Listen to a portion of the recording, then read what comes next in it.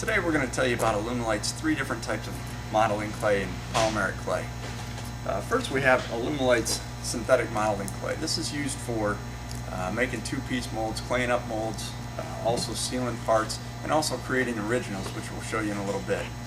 The other two versions are what are called Sculpey. This is a polymeric clay. This clay stays flexible until you bake it. And when you bake it, then it hardens up, and you're able to sand it, machine it, make a mold of it, make a two-piece mold of it, or whatever you need to. The other one is called Super Sculpey. This is kind of their advanced polymeric clay. It stays a little bit softer, it's a little bit easier to knead. Really used for the dolls and special effects industry when people are really critical about their clays. But today what we're going to do is we're going to show you the Sculpey product, which is the general purpose white polymeric clay. So this clay will stay flexible and stay soft until the point in which you actually bake it. The instructions say 275 degrees for 15 minutes per quarter inch of thickness. But what we're going to do today, we're actually going to just show you how to sculpt up a small rubber snake that can either be used for fishing lures or just for a rubber snake for kids to play with. Now what you need to do is start with something that you can bake on. We just have a piece of glass here, but you can also use a cookie sheet or anything else that would be able to put in the oven and bake. A little bit of aluminum foil will help protect your glass or your cookie sheet.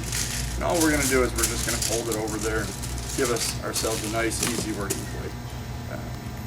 So we're going to start off by taking some of the polymeric clay, and you have to kind of work it or knead it in your hands to get it to soften up.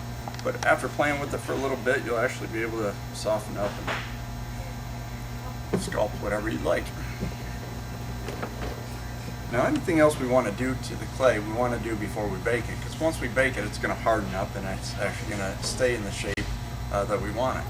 So if you want to add detail to them, you want to add eyes or whatever you might want to do to them, go ahead and sculpt that stuff in before it sets or before you bake it.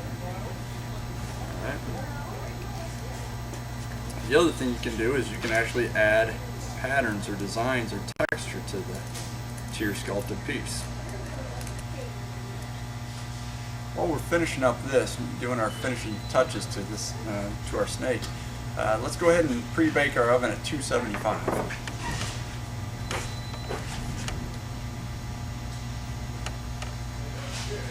We'll let that preheat and we'll be ready to bake our sculpture here in a minute. We have our sculpture how we want it. Now what we're going to do is we'll place it in the oven 15 minutes at 275. Bake it, it'll harden right up. We'll be ready to make a mold of it.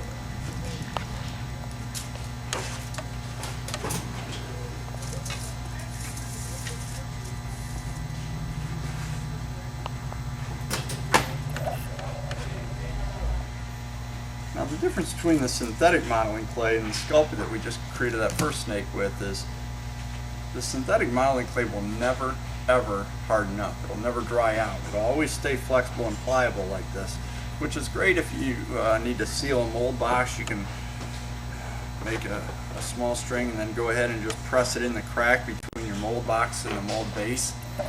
This way the silicone won't leak out. It's also great, as you've seen in many of our other how-tos for claying up two-piece molds. But here you can actually create the same type of thing with the soft modeling clay if it's going to be a one-piece mold. So we've created another little rubber snake out of the synthetic modeling clay, and we can go ahead and still, put the same detail that we did with the other one, and there really isn't a whole lot of difference. But the fact is, this one will never ever harden up. So once we make a mold of this, when we take it off, you can just take that snake, wad it back up, and reuse this clay another day. However, if you're going to make a two-piece mold off of this, where you're going to need to pour half, then flip it over, then pour the other half, it's probably going to distort the clay. It's going to distort your original, and therefore this is not a good choice when making a master for a two-piece mold. Once we've baked our Sculpey for about 15 minutes, we're now ready to take it out of the oven and let it cool back down.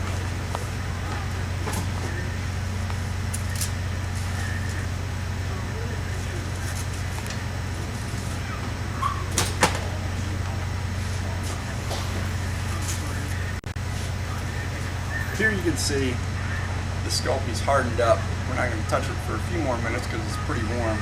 But these are the different types of clays from Alumilite. The synthetic modeling clay that stays flexible all the time, and then you also have the polymeric clay that you sculpt, bake, and then it hardens up.